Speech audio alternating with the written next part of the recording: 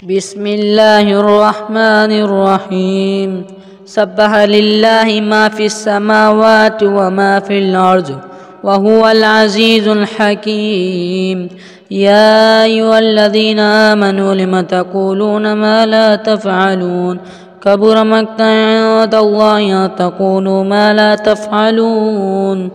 إن الله يحب الذين يقاتلون في سبيله صفا كأنهم بنيان مرصوص. وإذ قال موسى لقومه يا قوم لم تؤذونني وقد تعلمون أني رسول الله إليكم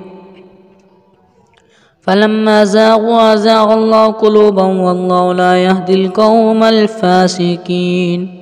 وإذ قال عيسى ابن مريم يا بني إسرائيل إني رسول الله إليكم مصدقا لما بين يدي من التوراة ومبشرا برسول يأتي من بعد اسمه أحمد. فلما جاءهم بالبينات قالوا هذا سحر مبين ومن أظلم ممن افترى على الله كذبا وهو يدعى إلى الإسلام والله لا يهدي القوم الظالمين. يريدون ليطفئوا نور الله بأفواههم والله متم نوره ولو كره الكافرون. هو الذي أرسل رسوله بالهدى ودين الحق ليظهره على الدين كله ولو كره المشركون.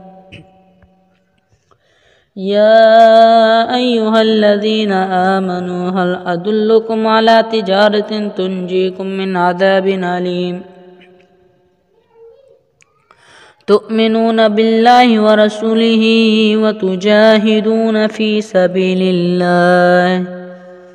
سبيل الله بأموالكم وأنفسكم ذلكم خير لكم إن كنتم تعلمون. يغفر لكم ذنوبكم ويدخلكم جنات تجري من تحتها الأنهار ومساكن طيبة في جنات عدن ذلك الفوز العظيم. وأخرى تحبونها نصر من الله وفتح قريب وبشر المؤمنين. يا أيها الذين آمنوا كونوا أنصار الله كما قال عيسى ابن مريم للحواريين من أنصاري إلى الله قال الحواريون نحن أنصار الله فآمنت طائفة من بني إسرائيل وكفرت طائفة فأيدنا الذين آمنوا على عدوهم فأصبحوا الظاهرين. صدق الله العظيم.